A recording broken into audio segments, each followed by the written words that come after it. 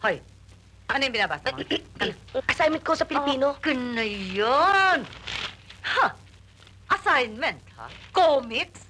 Filipino comics. Assignment ko yun sa Pilipino. Ano yan? Ano yung binabasa mo? Ano yan? Okay na nga yun. Assignment ko po yan. Assignment, ha? Fashion magazine, ha? Hindi po. English literature ko po. English literature, ha? Hoy, Para sa PE ko to eh. PE. Patingin, ayaw mo pang upikot. PE, ha? Ah! Ano yan? Ano yan? Wow! Girls, why don't you behave? Ikaw, Butch, you come from a respectable family. Iginagalang ang pamilya nyo sa Ilocos. And Maxie, gobernador pa naman ang tatay mo. And Alex, for God's sake, kardinal ang lolo mo. Makonsensya naman kayo. Huwag nyo dudungisan ang magagandang pangalan ng mga pamilya nyo. Eh, paano naman, Rose? Wala na kaming ibang ginawa dito kundi bahay, eskwelahan, eskwelahan, bahay, bahay, eskwelahan, eskwelahan, bahay, bahay, eskwelahan, eskwelahan, bahay, bahay, eskwelahan, eskwelahan, bahay. Eh, sawang-sawa na kami rito. Wala na kaming ibang happenings. Oo nga, napaka-boring dito eh. Nako, maluloka na talaga ako dito. Ay, nako, basta talagang ganyan ang buhay estudyante. Konting sakripisyo para may disiplina tayong lahat. O sige, kumain na kayo't mahuhuli tayo. Akin na may papaya. Hoy, hoy, akin yan. Ang bagal-bagal mong pagtrabaho, pero pag lamon, ang bilis-bilis mo, ha? Ang tamad pa yun kung ano mangyayari sa'yo. Tatlong piso yan, Inay? lahat niyang hawak mo. Inay! Bakit? Dali kayo! Bakit? Dali! Ano yan? Diyos Ang ko. may polio, may bata.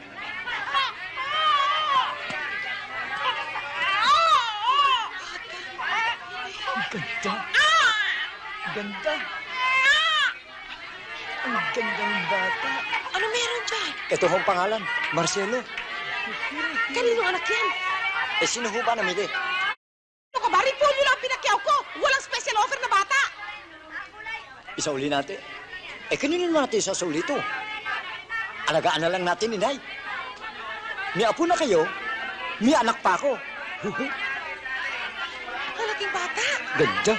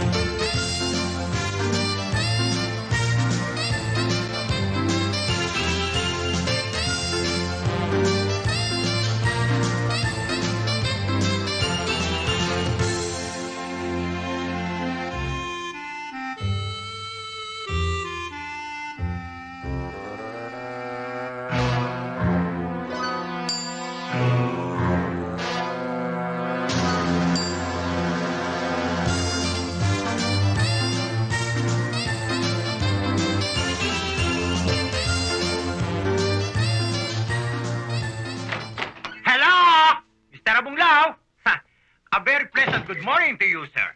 Webster, Shakespeare kumangbang? Anong masamang hangin na nagpadpad sa'yo dito sa university to? Mr. Abunglaw naman.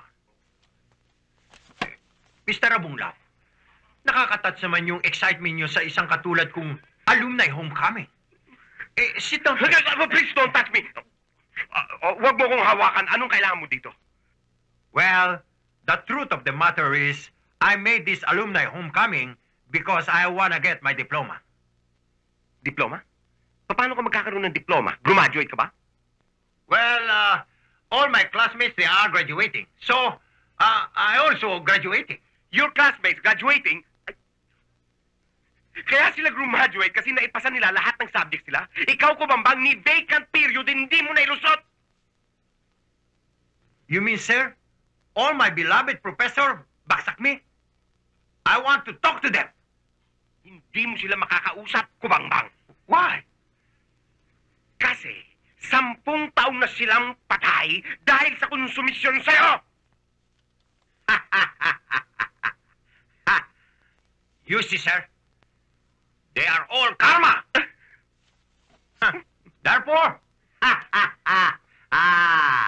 I have no choosing but back to my alma mater. Anong ibig mo sabihin? Sir, I will study here. I am school and school until I get graduated. Kubang, utang na loob. Huwag na huwag mong gagawin yan, please. Mr. Abunglao, why you are very aluping when you see my face? The only thing is I wanna get my diploma.